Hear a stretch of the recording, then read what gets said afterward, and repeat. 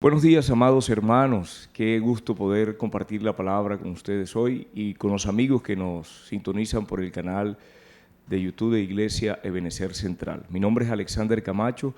Hoy tengo este gran privilegio, esta gran bendición de poder compartir la palabra de Dios. Y yo quiero compartir la palabra en un tema que es muy importante, en un tema que es fundamental para la vida del creyente y para la iglesia, y más en estos tiempos, en tiempos donde hay una profunda necesidad como creyente y como iglesia de ubicarnos en este eje central de la vida espiritual, de esa vida abundante, de esa vida en victoria que el Señor quiere para su iglesia, para nosotros los cristianos, para nosotros los creyentes.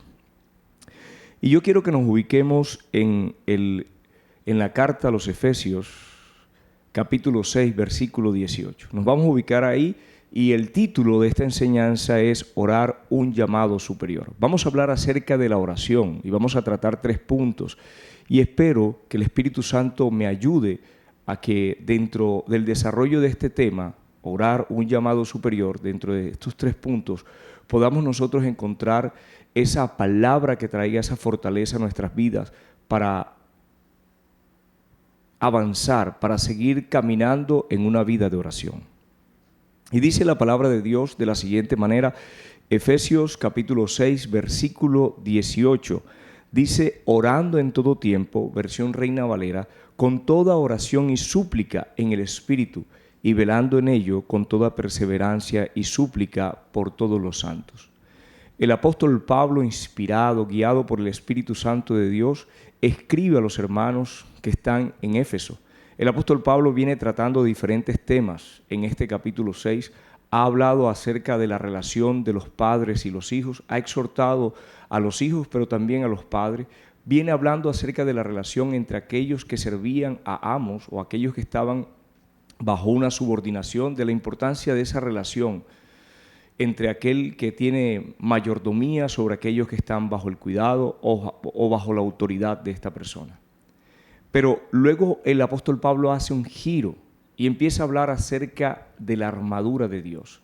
El título de esta enseñanza es Orar un llamado superior. Y Pablo empieza a hablar acerca de la armadura de Dios e inicia tratando de hacer un paralelo entre aquella estructura de batalla, aquella estructura de combate que llevaba el soldado romano con la vida de oración.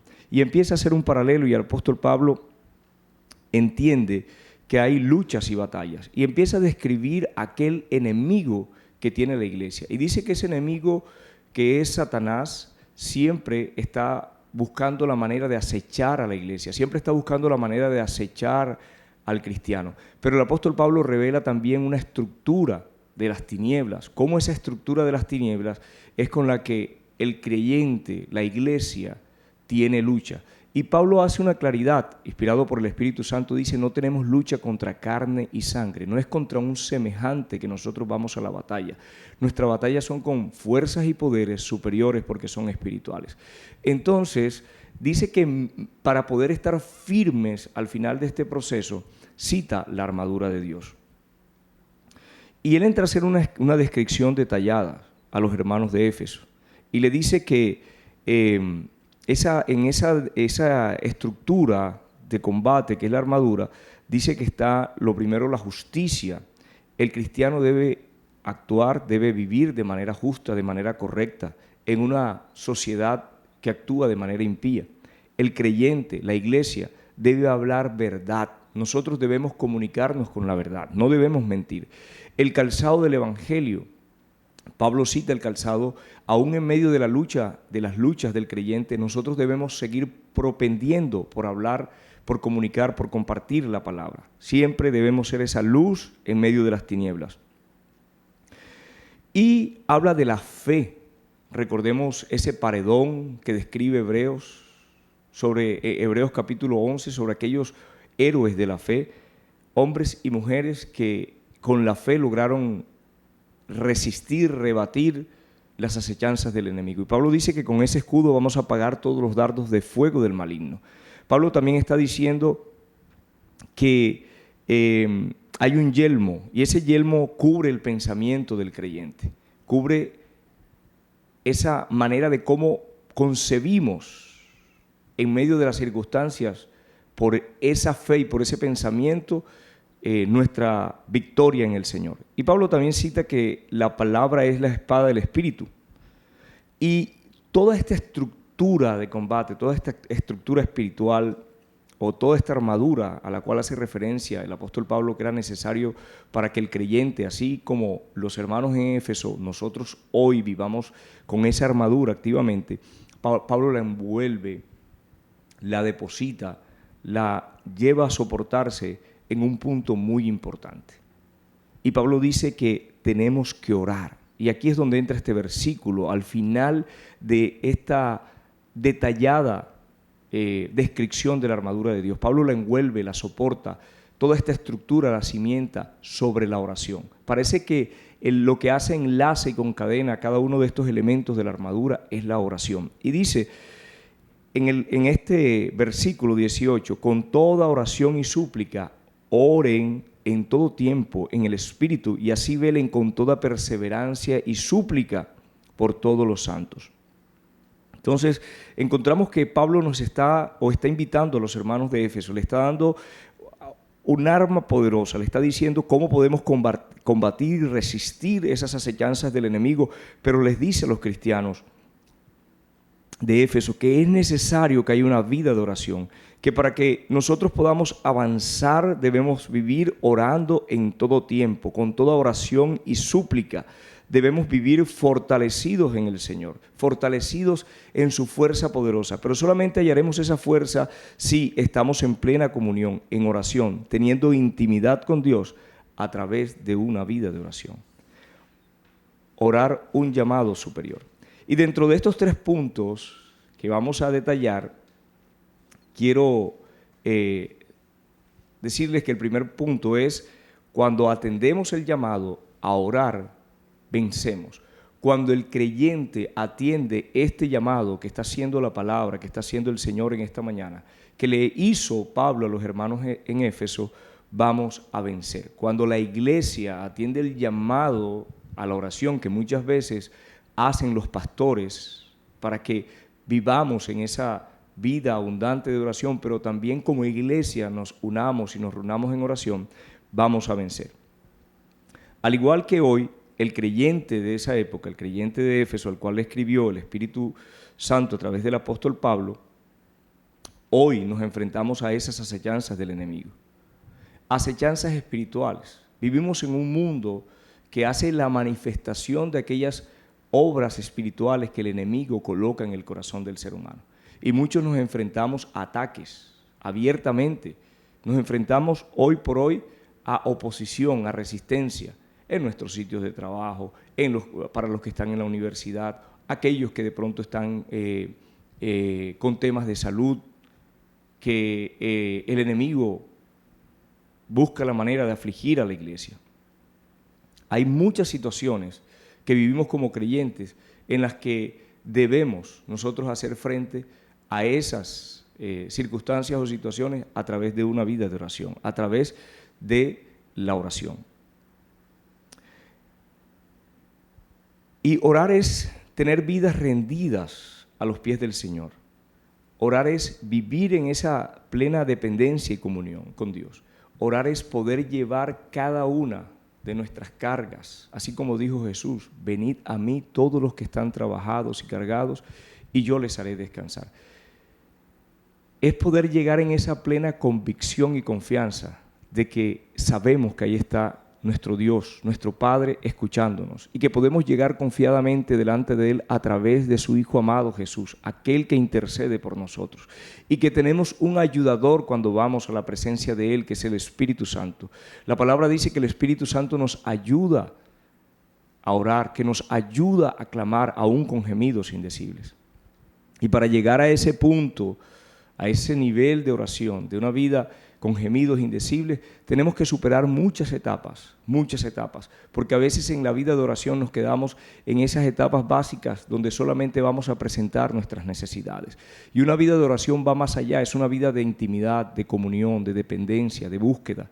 Sí, bien es cierto que vamos a orar cuando tenemos necesidades, claro que sí, necesitamos exponer esas necesidades delante de Dios. Necesitamos exponer esas necesidades delante del Padre bueno. Necesitamos exponer nuestras debilidades, nuestras flaquezas, los momentos en que sentimos que no tenemos fuerzas para seguir.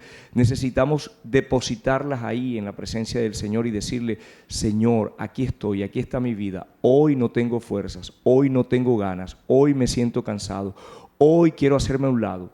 Y es ahí, en ese momento donde abrimos nuestro corazón, donde con sinceridad vamos delante del trono de la gracia, que vamos a hallar ese oportuno socorro para poder seguir, avanzar.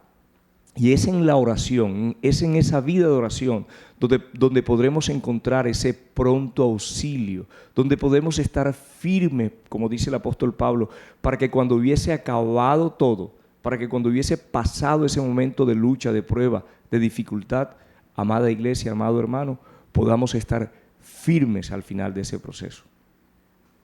El apóstol Pablo nos está invitando como creyentes a orar en todo tiempo, a orar en todo tiempo.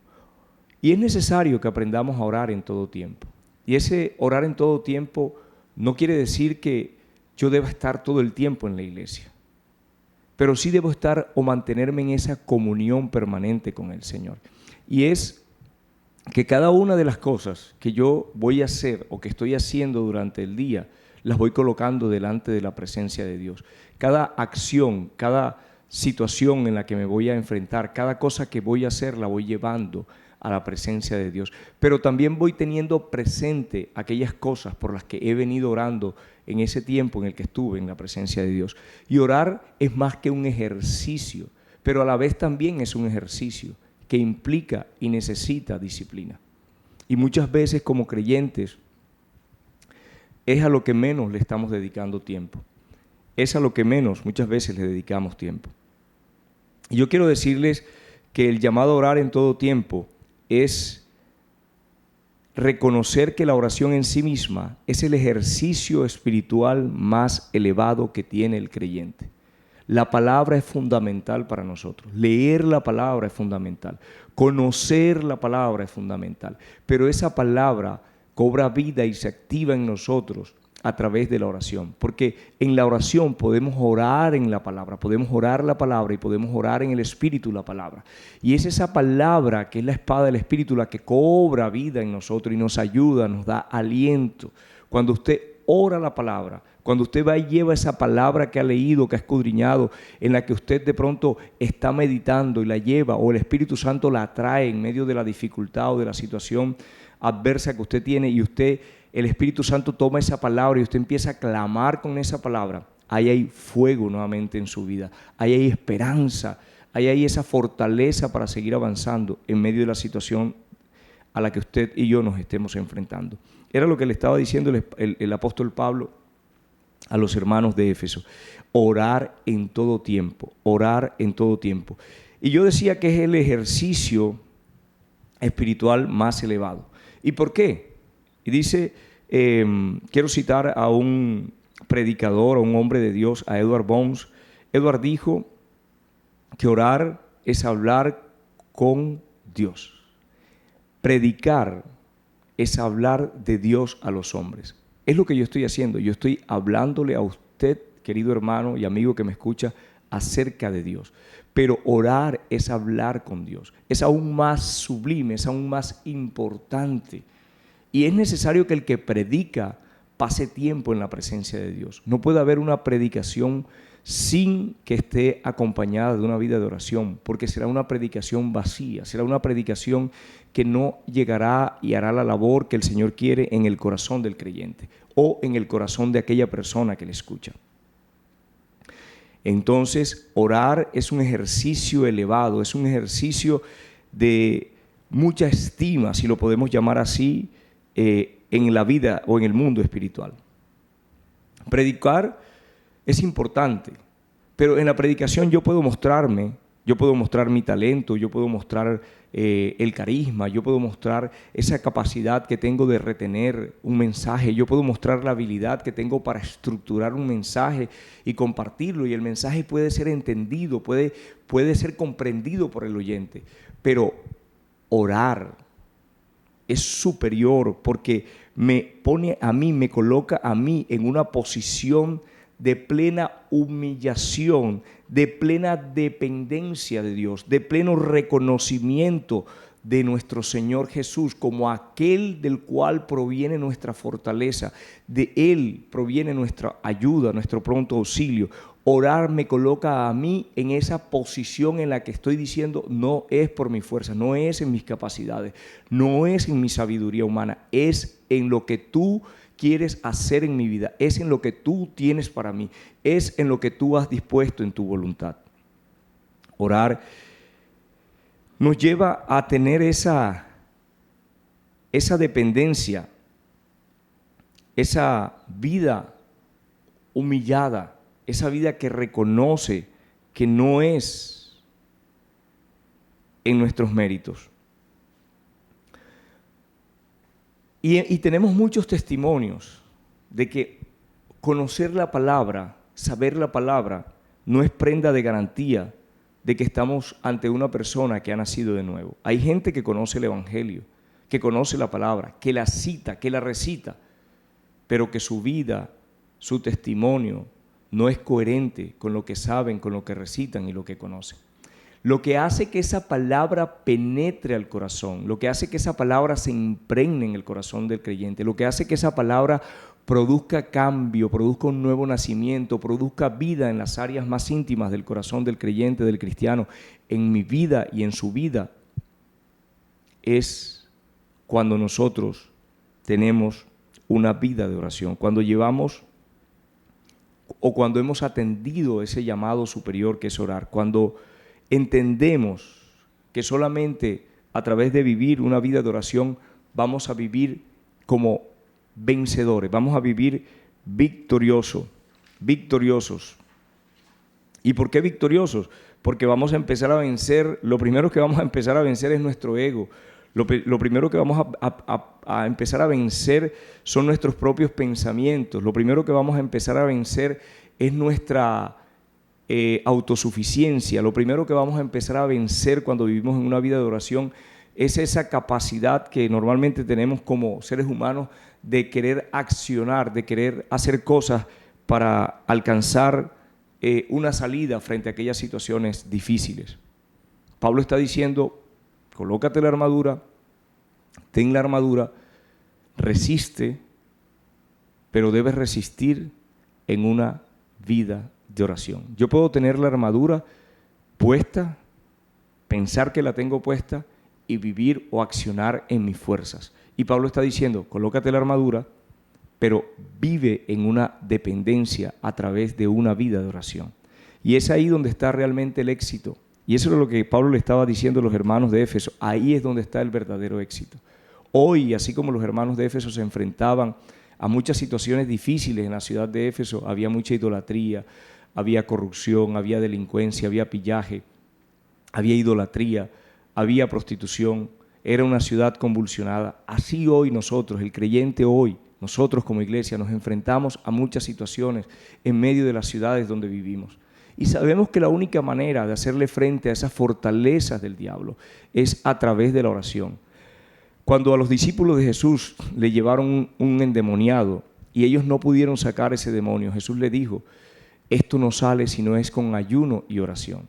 Y es que una vida rendida, una vida de oración es una vida que está llena del poder del Espíritu Santo. Es una vida que está llena de la gracia, la misericordia y el favor de Dios, porque constantemente está yendo a la fuente a alimentarse. Sabe que necesita alimentarse constantemente de esa fuente. La fuente es el Señor. La fuente que da esa fortaleza es el Señor. Orando, dice el apóstol Pablo, orando siempre con toda oración y súplica. Y quiero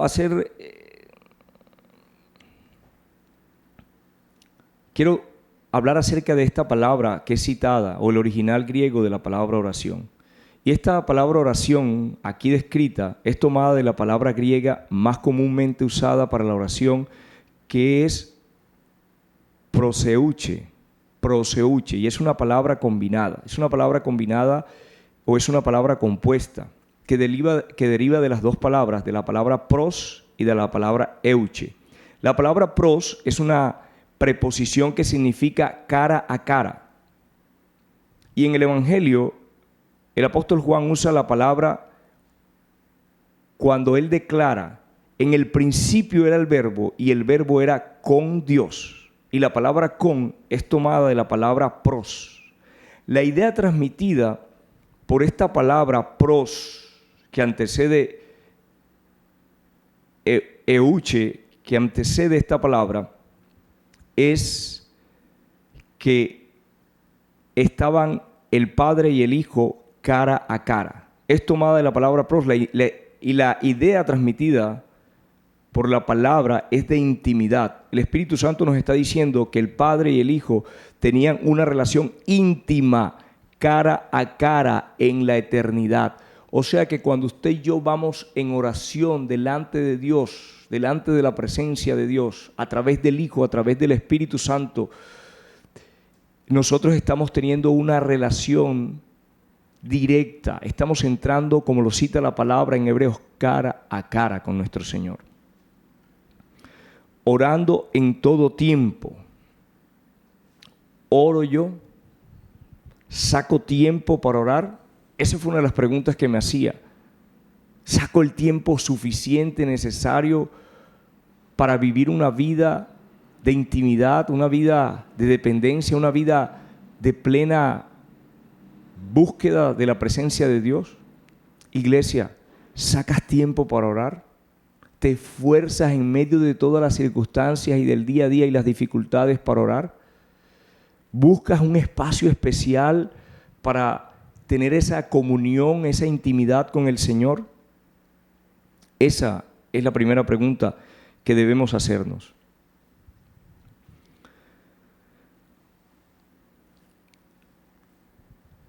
Muchas veces vamos a ese sitio de oración, vamos a ese tiempo de oración y no logramos concentrarnos. ¿Le ha sucedido? Decíamos que orar es el ejercicio más sublime. Ese es el ejercicio más elevado espiritualmente hablándolo. Y muchas veces vamos ahí y no logramos concentrarnos, viene un bombardeo de pensamientos, de ideas, de cosas, de afanes. Pero es necesario que nos mantengamos ahí y que le pidamos al Espíritu Santo, al Señor, que nos ayude a aquietar nuestros pensamientos, nuestro corazón, nuestra vida, que podamos reposar en Él. ¿No le ha pasado que muchas veces usted va a la presencia de Dios, quiere orar, pero no encuentra esa tranquilidad? ¿No encuentra ese espacio o no encuentra esa conexión inmediata para concentrarse en la oración? Pues quiero decirle que como es algo espiritual, siempre vas a tener oposición espiritual. La oración es uno de los mayores componentes en la vida del creyente que tiene oposición. Es uno de los mayores componentes que tiene oposición, porque el enemigo sabe que cuando hay un creyente que ora, es un creyente que va a vencer, que va a lograr avanzar, es un creyente que va a resistir las acechanzas del diablo, es un creyente que se levanta en medio de su familia, en medio de sus hijos, en medio de su hogar, en medio de sus hermanos, en medio de su comunidad, en medio de su ciudad y hace frente, resiste, levanta banderas de victoria en favor a través de la oración de aquellos que necesitan. Y hay varios puntos que podemos subrayar. Y lo primero es buscar el espacio, buscar ese espacio donde podamos nosotros orar. El segundo es definir cómo oramos, cómo vamos a orar. A mí particularmente me gusta orar de rodillas. Considero que es una posición muy elevada, orar de rodillas. Sabemos que mientras estemos en el día a día no lo vamos a poder hacer de rodillas, orando en todo tiempo, y hemos dicho que ese orar en todo tiempo es llevar cada una de las cosas que estamos haciendo delante de la presencia de Dios, pero también traer aquellas por las cuales estamos orando y seguirlas colocando delante del Señor, y aún más por la obra del Señor, como dice Pablo, orando por los santos, por todos los santos, orando por la obra del Señor. Pedir la asistencia del Espíritu Santo, amado hermano, cuando vaya a orar, pedirle al Espíritu Santo que lo ayude, hacerlo de manera gradual. Si has dejado este hábito, si no lo estás haciendo, querido amigo que me escuchas, hermano que me escuchas, si has dejado de orar, si has dejado de pasar tiempo en la presencia de Dios, yo te invito a que empieces a hacerlo gradualmente, que empecemos por 5 minutos, 10 minutos, y así el Señor nos va ayudando a avanzar, 15, 20, y así sucesivamente el Espíritu te va ayudando, pero aquí lo importante es que iniciemos, que empecemos. Ver la oración no solo como un canal de petición, sino verla como ese punto de intimidad, como ese punto en el que podemos venir, en el que podemos rendir nuestras vidas. Y algo también muy importante es empezar a venir al culto de oración. Si en tu iglesia hay cultos de oración, empieza también por ahí, empieza a ir a la iglesia, empieza a buscar en ese tiempo de oración. Es empezar a ejercitarte, empezar a hacer ese ejercicio espiritual más sublime. Y el mayor modelo de oración fue nuestro Señor Jesucristo. Es el mayor ejemplo que tenemos para nuestra vida. Lo vemos en todos los evangelios como el ejemplo de oración. Y él también nos enseñó a nosotros, nos dio un mensaje y dijo: mas tú cuando ores, entra a tu aposento y cerrada la puerta, ora a tu Padre, y tu Padre que ve en secreto te recompensará en público. El creyente que ora, que pasa tiempo en intimidad, es un creyente que vence. Una iglesia que ora es una iglesia vencedora. Segundo punto que quiero tratar es una iglesia que atiende el llamado a orar, es una iglesia que gana terreno al infierno. Una iglesia que atiende ese llamado superior, que atiende el llamado a orar, es una iglesia que gana terreno al infierno. Miren, la iglesia es el elemento preservador. La iglesia es el elemento por el cual la corrupción y la maldad no ha avasallado la sociedad. Si vemos que todavía hay linderos que el infierno no ha traspasado, es porque hay una iglesia que ora. Si vemos que todavía el infierno no ha cubierto todas las áreas, aunque él se mueve, Satanás y todas esas fuerzas espirituales se mueven para destruir a la humanidad, pero para también destruir a la iglesia, y no avanza de la manera en que él quisiera, es porque hay una iglesia que ora, una iglesia que resiste, una iglesia que clama permanentemente delante del Señor. Y no es el volumen de la iglesia, porque muchas veces no es toda la iglesia, y lo vemos en los cultos de oración.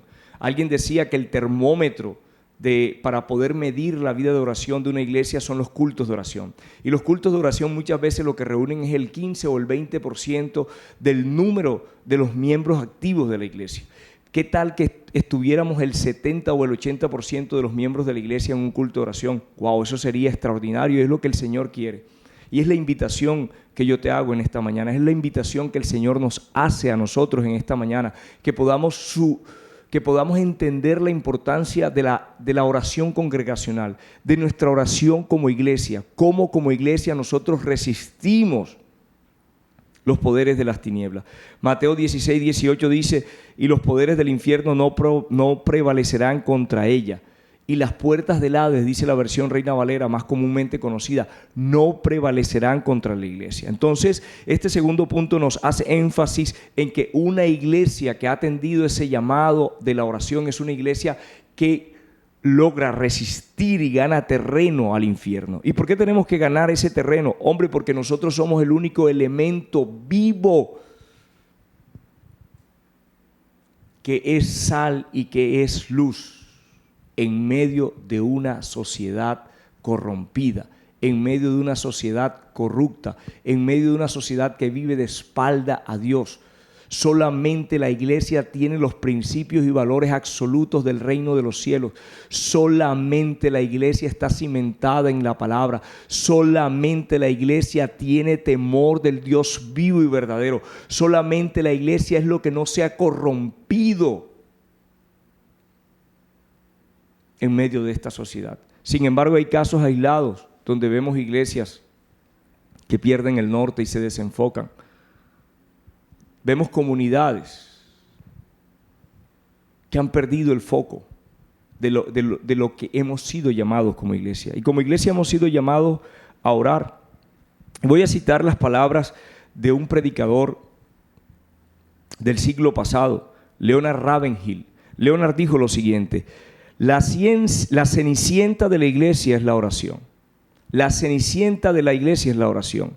Es despreciada y desechada porque no se adorna con las joyas del intelectualismo, ni con las brillantes sedas de la filosofía, ni con la impresionante tiara o corona de la psicología. Esta lleva los delantales de la humildad y la sinceridad y no teme arrodillarse. El defecto de la oración, humanamente hablando, es que no se apoya en la eficiencia mental ni en la capacidad del ser humano. La oración es una rendición, es la rendición que el creyente hace delante del Señor. La oración requiere una sola cosa: espiritualidad. La oración requiere que usted reconozca que solamente en el Señor vamos a encontrar esa ayuda, esa fortaleza, ese pronto auxilio. Y la oración lo único que requiere es espiritualidad. Esto lo dijo este predicador Leonard Ravenhill. Y este hombre tenía razón. ¿Y por qué tenía razón? ¿O por qué tiene razón? Porque si vemos y se hace una actividad o se hace una invitación a la iglesia, a una campaña, a una formación, a una capacitación, la gente responde. Pero normalmente y estadísticamente los cultos de oración son los cultos más vacíos. Pero el éxito de la iglesia en medio de la ciudad donde está colocada, el éxito de la iglesia cuando logra haber un avivamiento, cuando logra haber un mover del Espíritu Santo en medio de la ciudad donde está esa iglesia, es una iglesia que ora, que está cimentada en la oración, es una iglesia que pasa tiempo en los cultos de oración llegando a la presencia de Dios. La oración antecede el mover del Espíritu Santo en el avivamiento. Una iglesia que ora es una iglesia que gana terreno al infierno. Es una iglesia que logra resistir las puertas del Hades en el lugar donde el Señor la ha colocado. Es una iglesia que se convierte en un elemento preservante. Es una iglesia que genera transformación en medio de la sociedad donde está. Muchas veces tenemos muchas circunstancias o situaciones que le impiden al creyente llegar a ese culto de oración. ¿Y por qué? Usted no se ha preguntado por qué. Usted puede asistir a muchas otras cosas y al culto de oración siempre hay un tropiezo, hay un impedimento, hay alguna situación, algo sucede, el carro no funciona, no hay plata para el transporte, ese día se enfermó, ese día se le presentó alguna situación, hay que hacer otras vueltas. ¿Por qué? Porque el enemigo hace oposición. El enemigo hace oposición, el enemigo no quiere que la iglesia ore. El enemigo no quiere que la iglesia, que el pueblo de Dios se congregue a orar. No lo quiere, porque él sabe la importancia de la oración. Él sabe todo lo que la oración puede mover. Entonces hay que vencer el cansancio, hay que vencer las dificultades, hay que hacer guerra, hay que orar, hay que clamar y pedirle al Señor que abra esos espacios para que podamos asistir a esos cultos de oración y como iglesia avanzar frente a las puertas del infierno. Como dice la palabra, esas puertas no prevalecerán y nosotros tenemos muchas cosas por las cuales orar como iglesia. Tenemos cosas por las cuales interceder por la ciudad donde estamos. Y tenemos que resistir esas huestes espirituales de maldad que operan en las regiones celestes y que tienen cautivo a la ciudad, que generan violencia, que generan delincuencia, que afectan los hogares. Solamente la iglesia puede interceder y clamar por la familia. Solamente la iglesia puede hacerle frente espiritualmente hablando a esas potestades que generan delincuencia. Solamente la iglesia puede orar y resistir todas aquellas artimañas que el diablo utiliza para llevar a los jóvenes, a los adolescentes, a los niños cautivos en la droga, en pecados sexuales, en tanta maldad. Solamente la iglesia, cuando se levanta, una iglesia que ora, es la que puede levantar vallados, cercos de protección alrededor de la juventud de la ciudad. Solamente una iglesia que ora es la que puede hacerle frente al enemigo y resistir los avances de las tinieblas. Solamente una iglesia que ora es una iglesia sensible. Es una iglesia sensible a la voz del Espíritu Santo y se deja guiar por el Espíritu para orar por aquello que necesita en medio de su comunidad. En la comunidad de los hermanos, pero también en la sociedad o en la ciudad donde hemos sido puestos. Es una iglesia que ora, es una iglesia que trae milagros, que permite que se mueva el poder de Dios, que haya maravillas, señales y prodigios, y que la comunidad, la gente que no conoce al Señor pueda decir, ahí hay un mover del Espíritu, hay un mover de Dios, yo quiero de eso, y la gente venga y se acerque y conozca de lo que hemos sido llenados y de lo que hemos sido puestos. Una iglesia que ora es una iglesia que rompe cadenas y ataduras. Una iglesia que ora le hace frente y resiste al enemigo. Una iglesia que ora marca el cambio en medio de la ciudad o en medio de la sociedad donde está colocada. Es una iglesia que es sensible a la necesidad de cada uno de los sectores donde está. Y recuerdo cuando hacíamos en los cultos de oración, estábamos orando por las diferentes comunas de nuestra ciudad y las diferentes problemáticas. Y sabemos que Dios sigue obrando a favor de la ciudad porque hay una iglesia que clama y gime. Y la corrupción no avanza más porque hay una iglesia que clama y gime.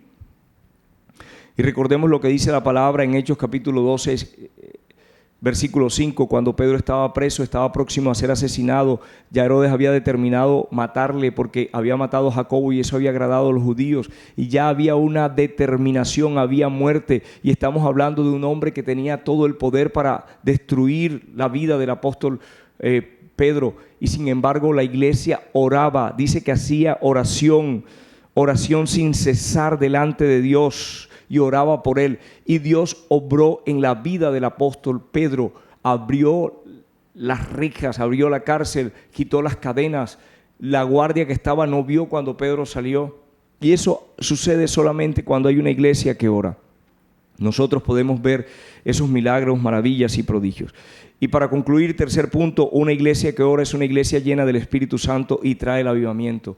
Una iglesia que ora, y esto también, dicho de otra manera, es el creyente que ora, es un creyente lleno del Espíritu Santo y trae el avivamiento. ¿Dónde trae el avivamiento ese creyente? En medio de su familia, en medio de su Jerusalén, en medio de aquellos que le conocen, de su círculo más cercano, sus hijos, su esposa, sus amigos. Un cristiano que ora, un hombre, una mujer de Dios, que ora, que vive permanentemente buscando ese aceite, así como las vírgenes. Recordemos esa parábola que dijo Jesús de esas vírgenes sensatas que habían llenado sus lámparas de aceite y las tenían ahí llenitas.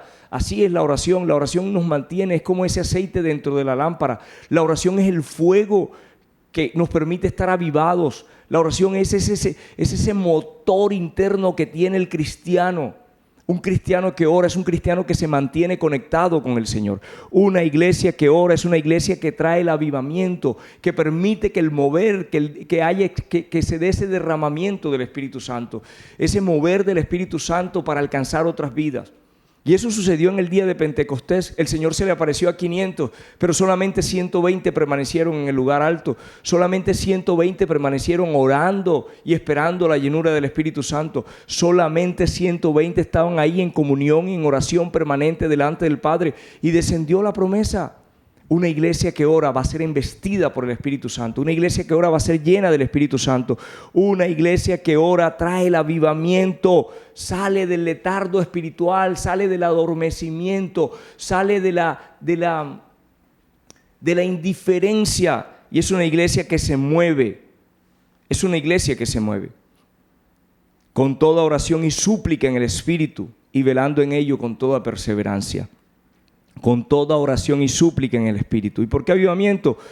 Porque la iglesia piensa en multiplicarse. Ella lleva palabra. Es una iglesia, es un creyente que es fértil, que está interesado en compartir el Evangelio. Sabe que del interior de él corren ríos de agua viva y es sensible a la necesidad de otros, a la sed que tienen otras personas y quiere compartir esos ríos de agua viva que están en él, que saltan para vida eterna. Hechos 1:14 dice: todos estos perseveraban unánimes en oración y ruego con las mujeres y con María, la madre de Jesús, y sus hermanos. Permanecían en oración. Debemos permanecer como iglesia delante de la presencia de Dios. La iglesia desde su creación en el día de Pentecostés fue llena del Espíritu Santo. Nosotros como iglesia debemos buscar esa llenura. Desde nuestras vidas independientes o individuales y como comunidad debemos avivar ese fuego en nuestra vida de comunión, en nuestra vida de comunidad en oración. La iglesia es la única que puede derramar y traer el avivamiento en medio del lugar donde el Señor la ha colocado. En medio de esta ciudad solamente nosotros como iglesia podremos traer ese avivamiento, podemos traer y atender el llamado que recibimos, ese llamado que fue hecho para los creyentes, que fue predicar y hacer discípulos. Y solamente podremos predicar y hacer discípulos en esa sensibilidad que el Señor trae a la iglesia. Hechos capítulo 2, versículo 47 dice, alabando a Dios, una iglesia que ora es una iglesia que va a adorar, que va a alabar a Dios. Y teniendo el favor con todo el pueblo, Dios va a colocar gracia en una iglesia que ora, en un creyente que ora. Y el Señor añadía cada día a la iglesia los que habían de ser salvos. Cuando hay una iglesia que alaba, cuando hay una iglesia que permanece en adoración, en oración, el Señor va a traer ese avivamiento, va a traer a aquellos que han de ser añadidos.